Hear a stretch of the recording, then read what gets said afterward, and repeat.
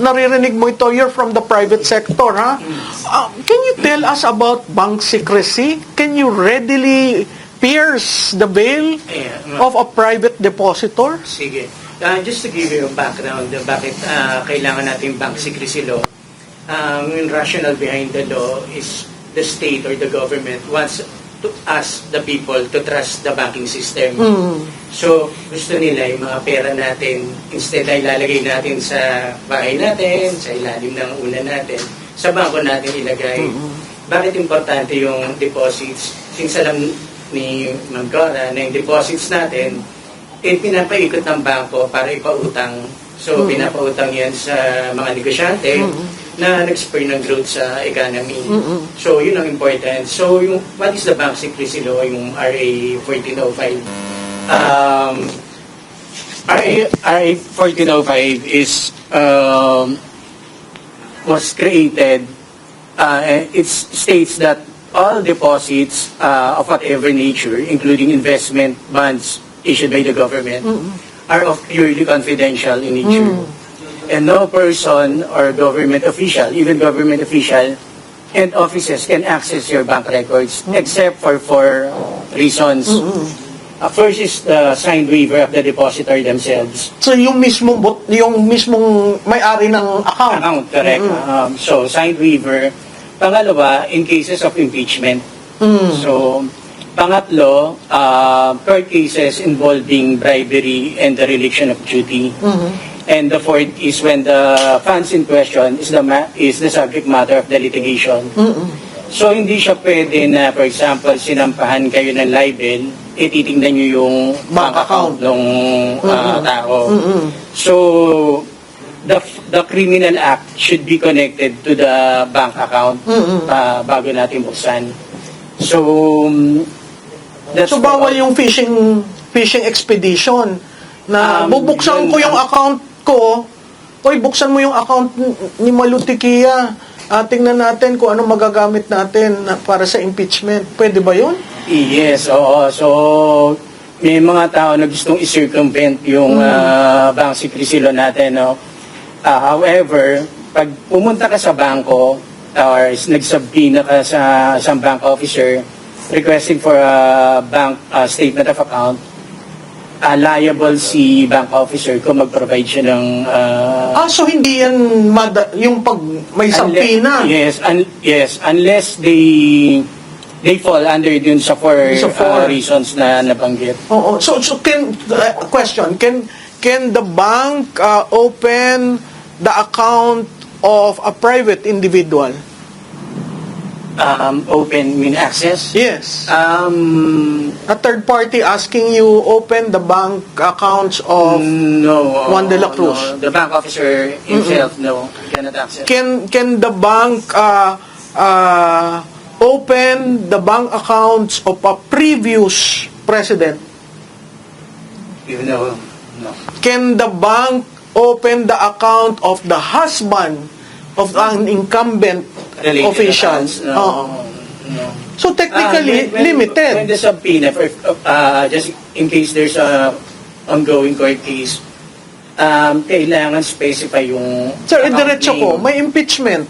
Gusto nilang buksan ng account ni BP, ni PRRD, ng asawa ni BP. Pwede ba yun? At this stage kasi of the impeachment, if I'm not mistaken, we're only on deliberating the impeachment, no? So wala pa tayo dun sa proper impeachment trial. So without the proper impeachment trial, there's no reason to disclose the bank account. So hindi pa siya, wala pang impeachment court na na-form. So yeah. As you mentioned, that's a fishing expedition. That's a fishing expedition, right? So if the House Committee on Justice gives you a subpoena, you as a bank manager, without the impeachment, without the just the House. Yes, the bank officer will be criminally liable under the law. Yes. What is the impact to the economy if we start shaking the banks? Siyempre, mawawala yung tiwala sa mga bangko. Diba? Pwede kang magka-bank run. Kasi siyempre, kunwari, ikaw yung bangko sa Bank ABC, nag-reveal ka, yung mga depositors mo maglalabas ng pera. Kasi wala silang tiwala. Baka bigay nila yung details ko to anyone, di ba? So kasi ang bank secrecy is about absolute confidentiality. Unless talagang may matigas na rason para ilabas yun, hindi sila maglalabas. Yes. And aside din sa bank secrecy of bank deposits, meron din tayong FCDU Act, the Foreign Currency Deposit Act. yes. Ito mas stricter ito. Even with the court case, you cannot open the bank account unless there is a waiver from the depositor. So, ang rationale naman Kaya behind pala yung this, dating speaker, hindi mabuksan yung yeah, so mas maganda kung dollar yung account mo sa bank. Oo, kasi may dollar siya eh. Dun Kasi sa- pag nawala yung tiwala sa mga bangko, magkaka-systemic risk ka. So, with the crisis, Oh, yan, and with dadagdag ka pa. the shaking, Oh, dadagdag ka pa. that is bad for... The whole system. Interesting. And the investment people who are looking Yeah, exactly, to... Mag-invest ako dito sa Pilipinas, pero sandali lang. Oo, talagang Ang gulo ninyo mapapag-isip. sa... Tapos Dami. ito sa bank. Daming issue. So, economic, financial, banking, and then security.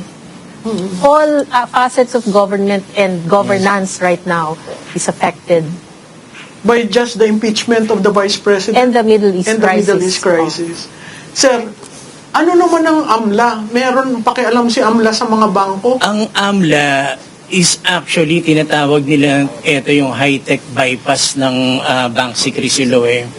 Kasi even without the court order, Masisilip nila. masisilip nila. However, ang safeguard mechanism nito is AMLA works like a silo. Independent sila. Even Congress cannot summon AMLA to produce bank records of a person. So, sa bangko kasi, daily, we have to file a report, what we call CTR and STR. CTR is for covered transactions, which is 500,000 and up. STR is suspicious transaction regardless of the amount. Sir, So- ba't hindi nyo nakuha yung mga maleta at saka yung sa yung nawawalang pondo? Yes, Oo. actually what happened etong sa flood control scandal, it should be AMLA at the center of this investigation eh. Because the movement, the channel is money. Without the money changing hands, makokontrol sana yung corruption eh. So again, going back, we have yung CTR and STR. Covered transaction for 500,000 and up, and suspicious transaction regardless of the amount. Kasi yung iba, sinicircumvent yung 500, 300 muna, 300, withdrawal, hanggang makuha nila yung buong amount. So, meron naman na, halimbawa, Katulad yung kay Yusek Cabral. Sorry ha, interrupt ako ng interrupt. Di ba yung dalawa niyang anak nakuha lahat ang pondo dun sa account ni Yusek Cabral na ilabas? Oo. Yun yung hindi nila na-categorize as suspicious account. Yes, like for example, ma'am, meron tayong isang business lang, isa parang street vendor. Biglang nag-deposit siyang 300,000. Kumbaga, abnormal siya dun sa Red flag na yun, no? average.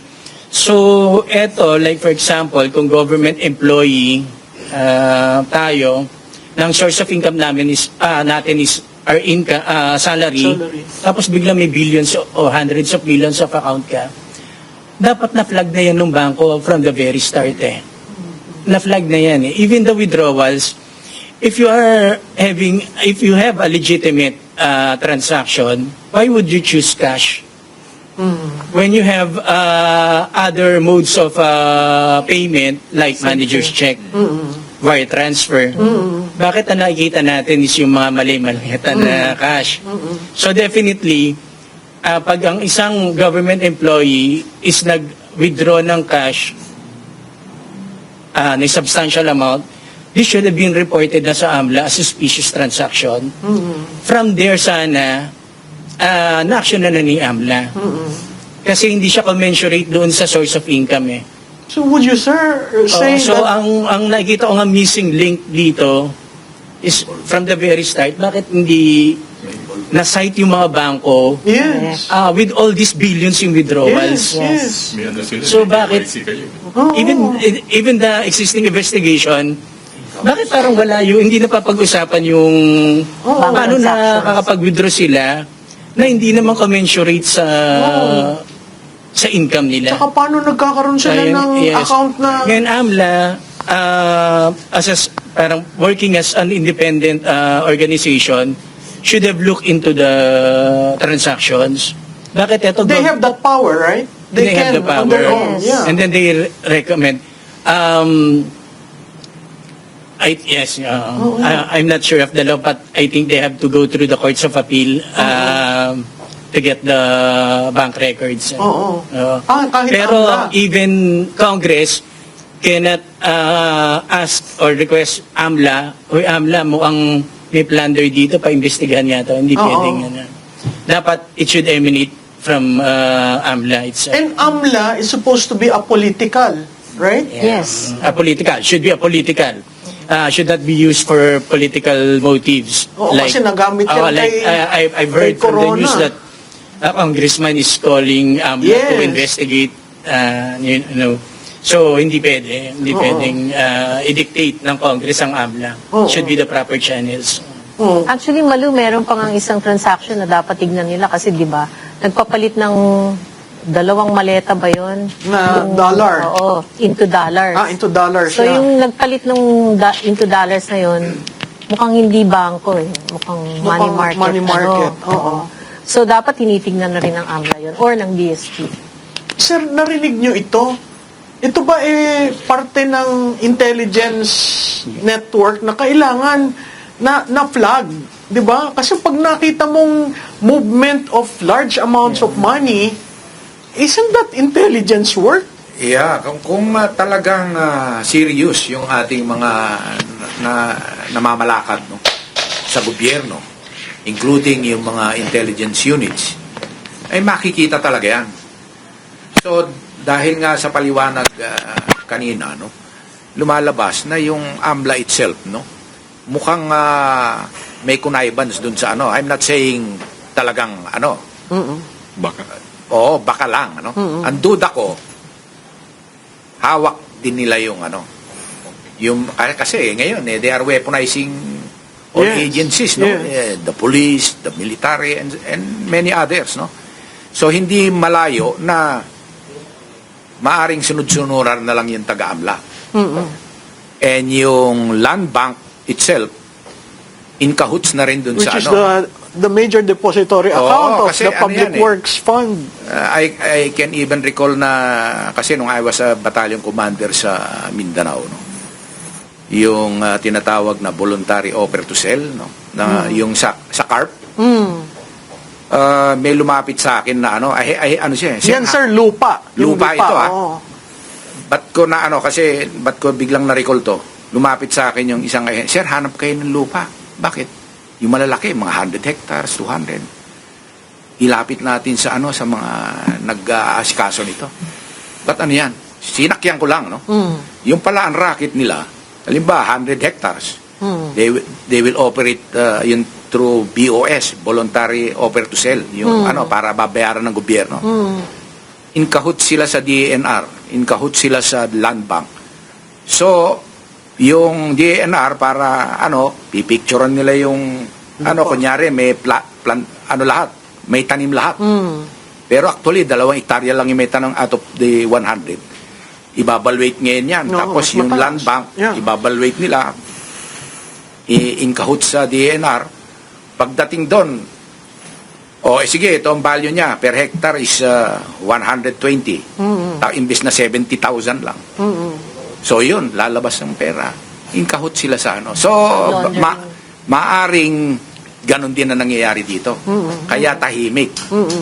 Lumabas lang nung sumabog Kasi maganda yung point ni Marvin, yung issue ng malalaking amount ng pera na lumalabas pero wala nga naman tayong nakitang bangko o na trace o report ng AMLA, no?